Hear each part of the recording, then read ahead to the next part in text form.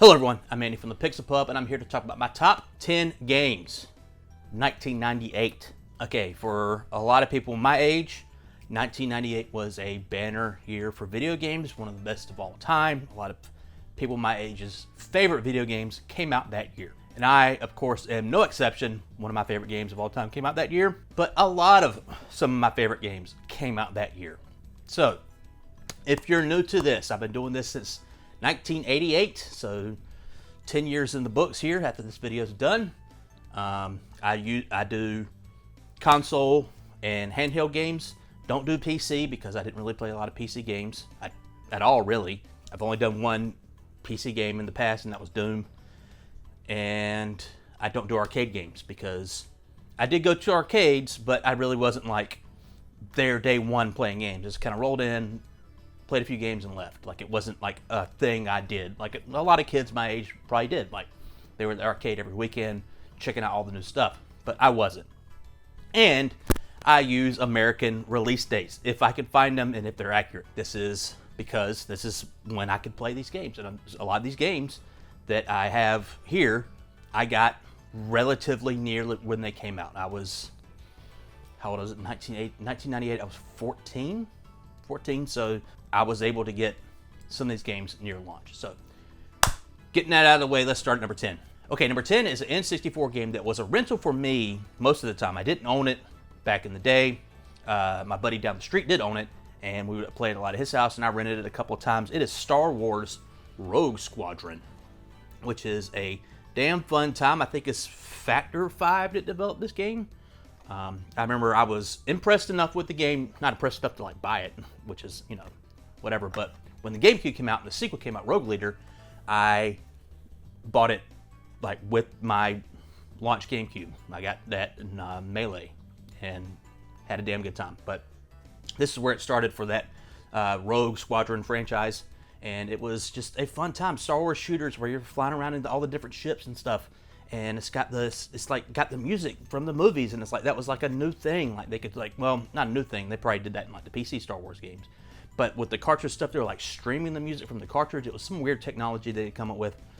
I think it was for this game, but man, what a fun time! I just loved playing all the levels and unlocking all the new ships and stuff. The Y wings, the B wings, and A wings, stuff like that. I think A wing was my favorite because it was really fast.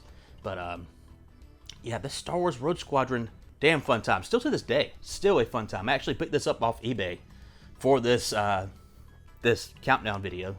And I popped it in to capture some footage. And I was like, man, I just need about 5 minutes of footage. And I ended up playing it for like 20 or 30 minutes. It was just a fun ass time. Star Wars Rogue Squadron. It's number 10. Okay, number 9 is another N64 game.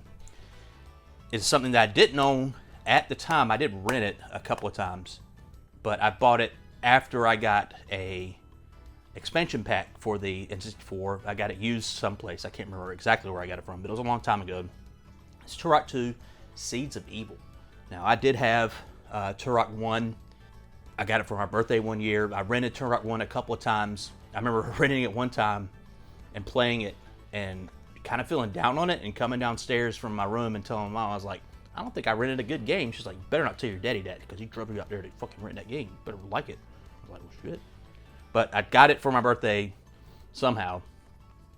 And I played it. It was mostly just, you know, putting in the big cheat code. I think it was Beware Oblivion is at Hand. I think that was the full cheat code to unlock everything. All the other cheats, and you unlock all the weapons and level select and all that stuff. And you get like the big nuke gun that just kills everything in one hit, I guess, even the final boss. That was that game for me. I just cheated and just, you know, ran up to dinosaurs and shot them with a nuke gun. And that was that game to me. But Turok 2 was kind of changed the game on Turok. It added a bit more story. Like there's this long cutscene at the start with this alien lady, and she's telling me about places and I guess time and space that need to be rescued. And you start off in this like port city type of thing, and it's like got this good like driving music, and like this is like, I guess Turok 1 was kind of advertised on this. I feel like Turok 2 was more so advertised on this, and it was the weapons. Like they came up with all these crazy weapons, and I remember the big one was on this one was the Cerebral Bore. And it was this big gun that looked like a big orb, and it shot out this thing that like tracked down the enemy's brains, and it dug into their skull, and you know, that type of stuff. But it was a weird game. I never beat it. Really, I put in the cheats just like, Turok 1. But I did buy the Night Dive remaster of this game about a year ago maybe, and played a bunch on the Steam Deck. And I forgot how long these levels are. That first level goes on forever. You have to do thing after thing after thing and keep moving on all these different places. But I was like, man, say what you will about that, but they gave you your money's worth for Turok 2. They were gonna stretch out this first-person shooter as much as they could. And Acclaim's back, baby. They just did a live stream like a day ago as I'm recording this, which is wild. They're back. And they didn't talk about Turok. But I think it's a licensed property. I think it was like a comic book. Anyway, it's number 9. Okay, number 8 is a game that I did not own, and I did not rent back in the day either. I actually got this a handful of years ago, maybe 5 or 6 years ago, maybe, when we really started to amp up the retro collection. More than that, actually. It's F-Zero X. Now, I wasn't the biggest F-Zero fan. I didn't really play it on the Super Nintendo because I didn't own a Super Nintendo. My brother did, and he got Mario Kart, so I was more of a Mario Kart person. And I think most people are. When I got into emulation for the Super Nintendo and stuff, I did download F-Zero, the original, and played it. And I thought, I was like, this is quaint, this is fine, whatever. Didn't really think too much of it. So when this came out, I was like, nah, I'm good. And it wasn't until F-Zero GX on the GameCube, my buddy Mike bought it, and we went over to his house to play it, and I was blown away. Like, that game is insane. Still to this day, it's like one of the fastest racing games I've ever seen in my life. It's just insane, and this game is not far from it. On the N64, they got these blazing, blistering speeds at this incredible frame rate. The tracks are, and the car designs are very simple, but it still makes for a very fun time. And I was kind of like, when I put it in the N64 and played it for the first time, I was kind of blown away. I was like, man, they were doing this back then on the N64 of all things. Like, the frame rate, the speed, all that stuff. I was just mind blown. I was like, this is incredible. And that's why it deserves this spot on this list. At number 8, that's F-Zero X. It's a damn fun time. Damn fun time. Okay, number 7 is the last of these games that I did not own as a child, as a 14-year-old. It's a game that I did rent a lot back in the day, and I really, really enjoyed it, but never actually picked it up. It is a PlayStation game, the first PlayStation game on this list. It is number 7, Spyro the Dragon. Now, I got this game off eBay just a few days ago, just like Star Wars Rogue Squadron, because I wanted it for this list, and we didn't have it in the collection. And Kathy was convinced we had it in the collection. She was like, yes, we have it. I had it. So I put it with my stuff in the collection. It's like, we don't have it. I promise you, we don't have it. And we don't have it. We have it now, though. And Spyro, one of those games developed by Insomniac. I think they're what are they? Are they the Spider-Man people now? What a fun time. 3D platform on the PS1. Just amazing look, amazing music, like chill music. It's just a very fun vibe. This game, the colors and stuff, especially like the levels of like the sunsets and stuff like that, it just reminds me of renting this game and playing it on like a Saturday afternoon and just like not a care in the world, just waiting for dinner to be ready, and just like, what a good time to be alive. And it still holds up to this day.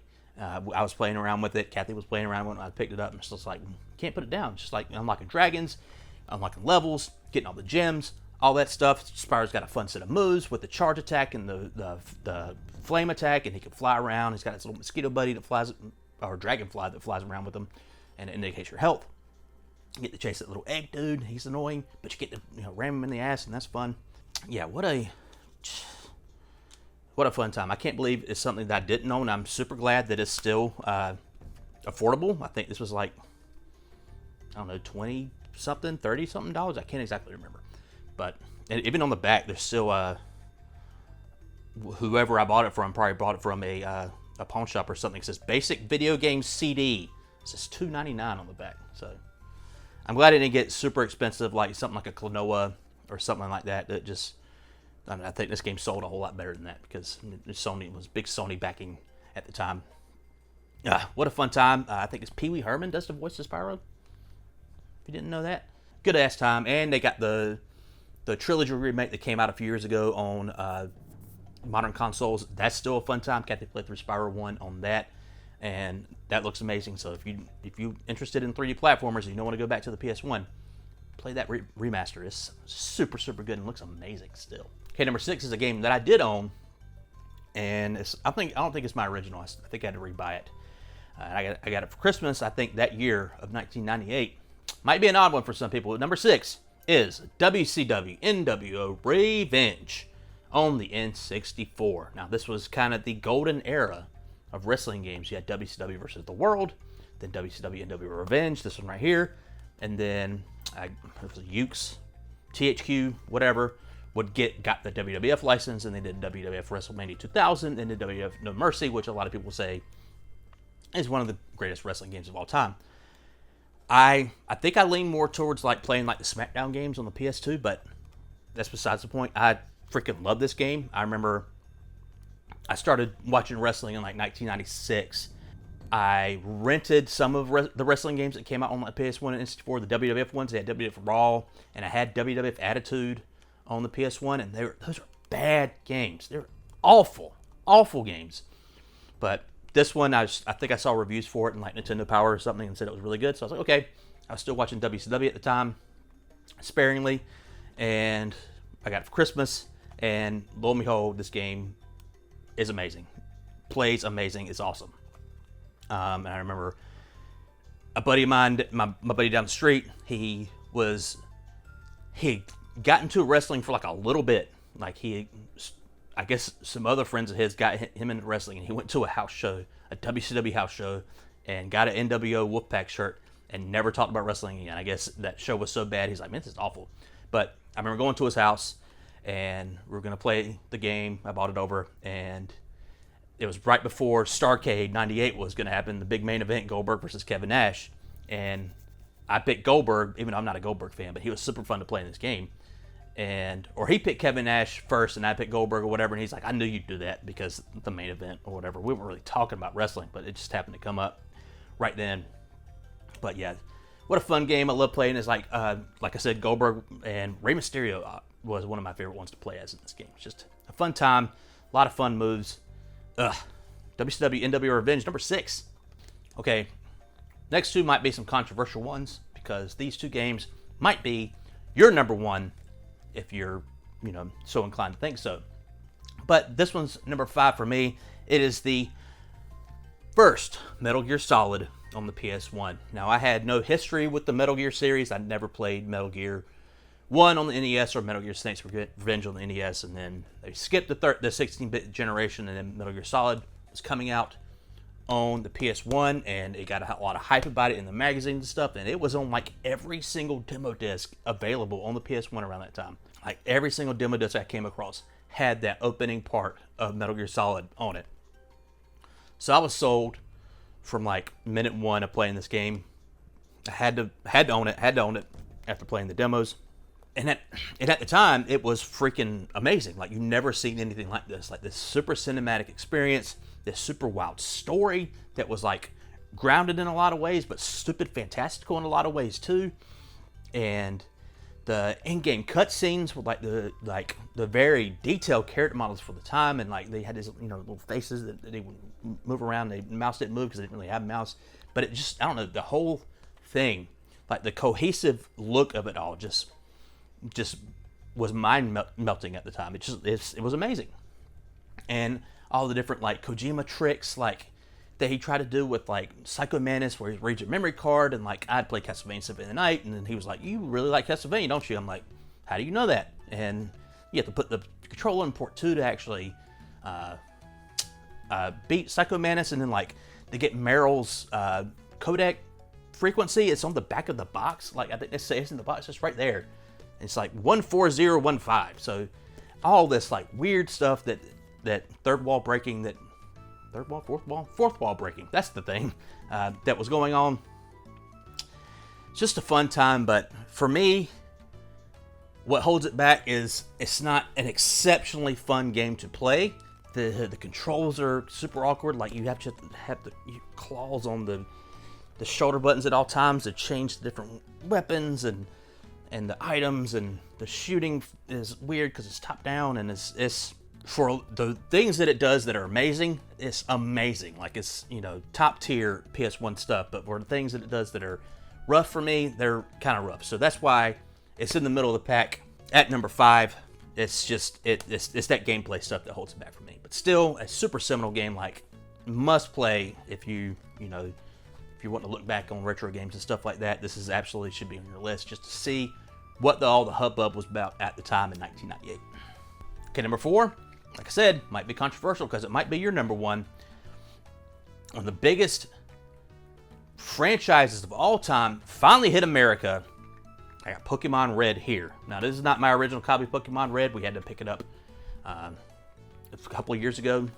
It was right before the Pokemon games exploded in price, but because we didn't pay that much for it. But I had Pokemon Red when it came out, and yes, I was 14 years old. I was in high school, and I wasn't into Pokemon. I wasn't planning to get into Pokemon, but my friends did, which is weird. And they were like bringing their original Game Boys, their big fat Game Boys, to high school, and like during lunch they would play Pokemon. I was like, well, shit, I want to get into this. I still have my Game Boy, and it still works.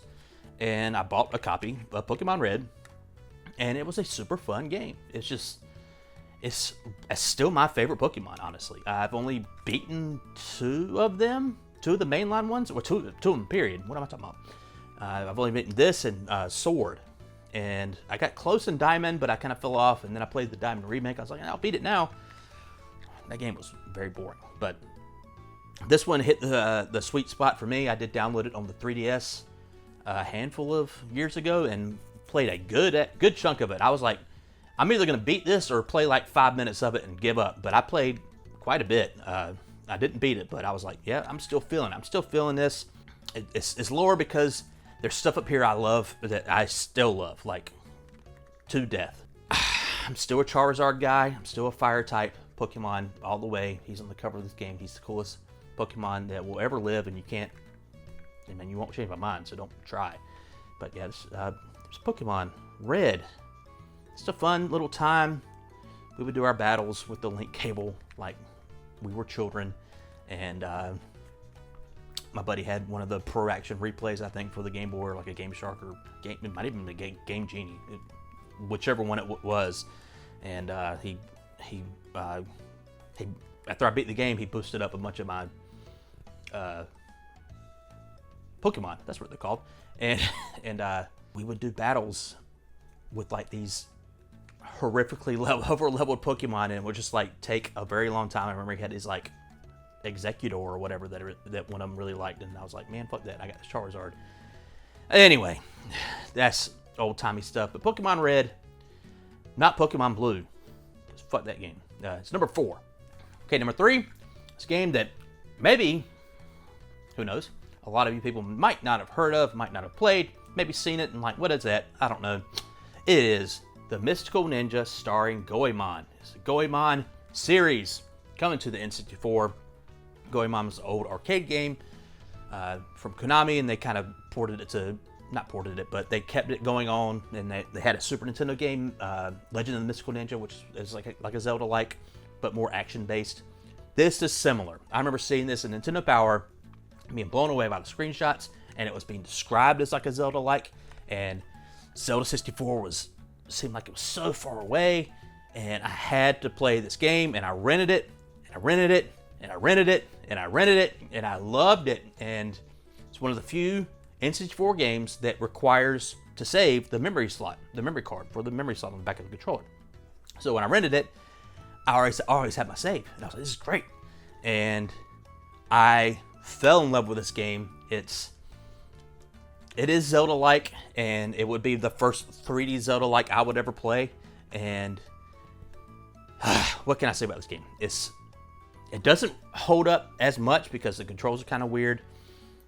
The movement and stuff can be kind of funky when you're trying to fight stuff, and the camera, there's no control of the camera. Like that shit can suck. But the music's incredible. If there's, I got another game here coming up, number 2. I want soundtracks of these vinyls so bad, and Konami puts out a ton of soundtracks on vinyl. I want this game. I will pay $100 for a 4-disc. I'll pay $150 for a 4 vinyl disc pressing of this entire soundtrack because it's so freaking good. The dungeon soundtracks are great because each level you go up, it adds another layer of music to the song, another layer of instruments and stuff. It's so freaking good. It's got robot battles. God, what was the robot's name? Why am I blanking on this?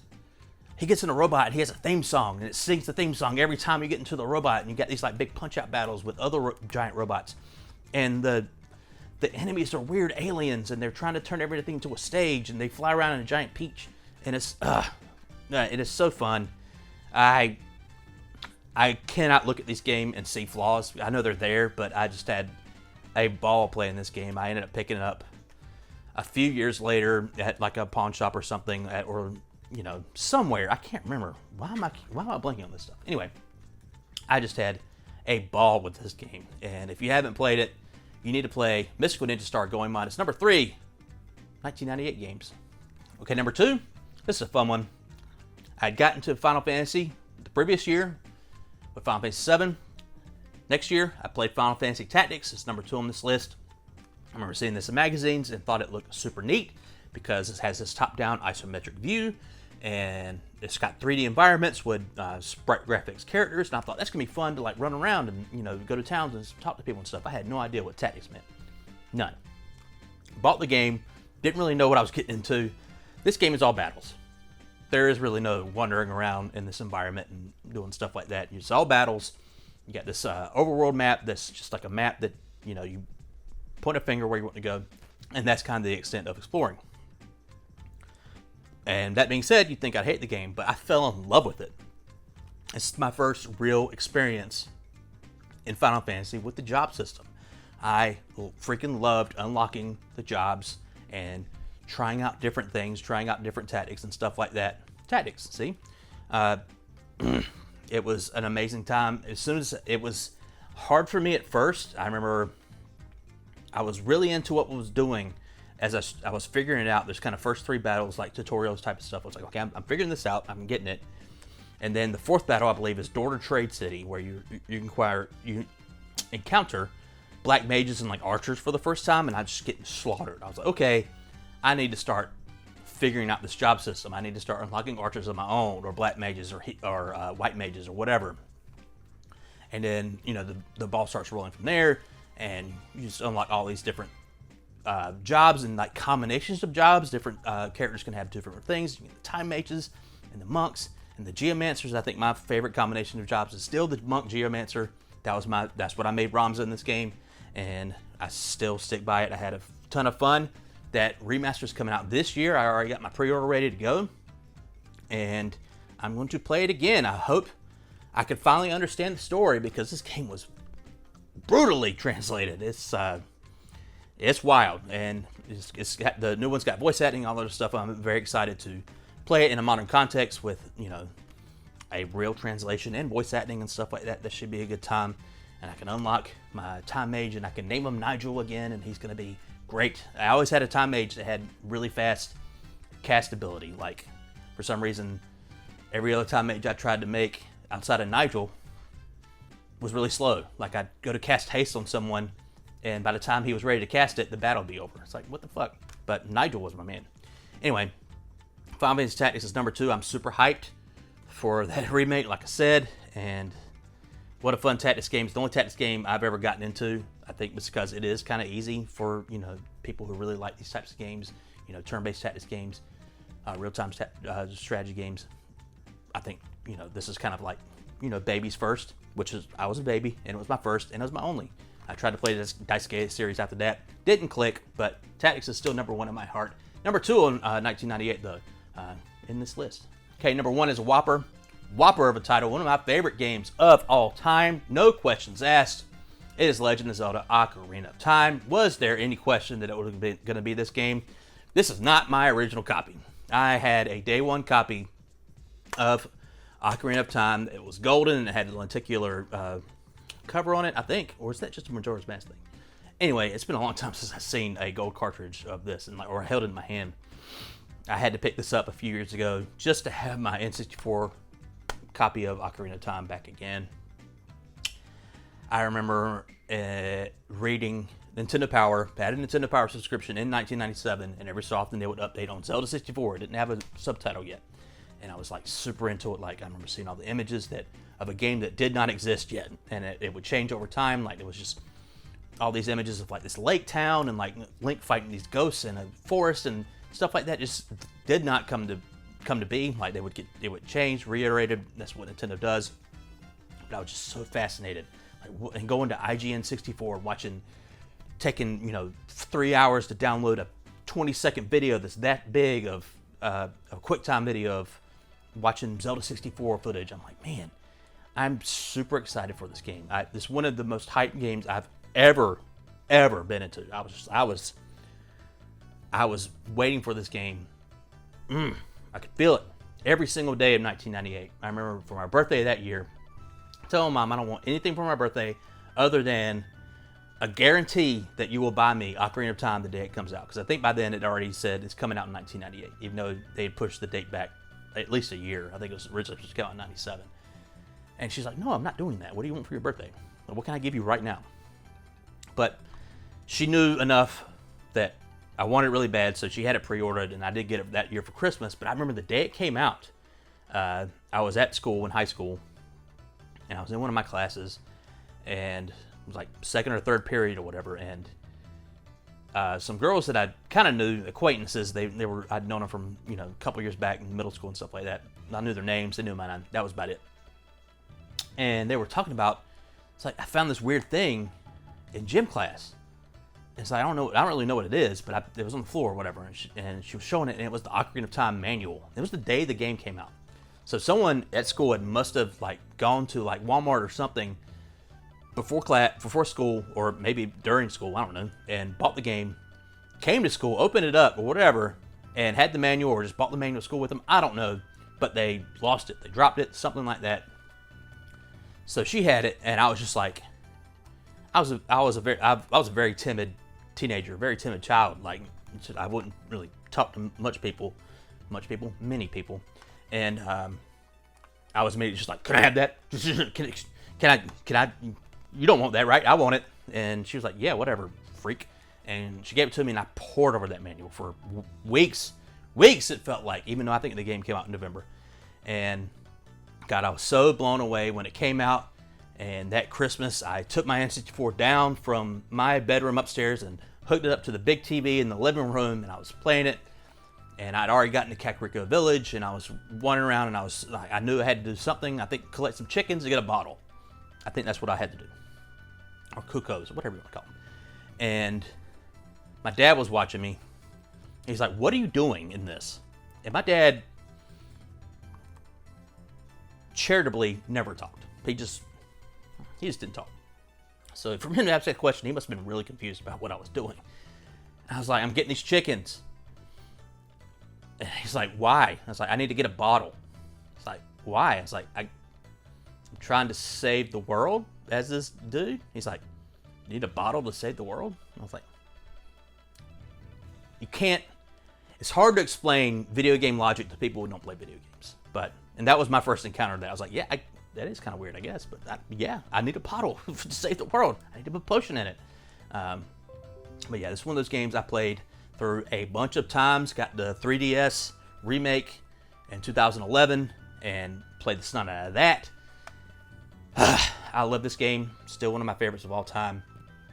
Like I said, I've never been so hyped for a game ever. Probably up until Skyrim in 2011. I've never been super hyped for that. I can't wait for Skyrim to come out. And this was much heavier hype for me. But yeah, I'm gonna shut up for a little bit because I think my camera is about to die. But Ocarina of Time is #1 game, 1998.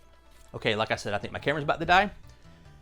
Please like and subscribe, all that fun stuff. Tell me your favorite games of 1998, and please look back. I think I have a playlist of all these top 10 games I've done from the 80s to the 90s. Look at those. Let me know your favorite games of those years. I love talking about retro games. I love talking about this old stuff. And please like and subscribe. I probably have said that. Like and subscribe, all that fun stuff. I've been Andy from the Pix Pub. Peace out.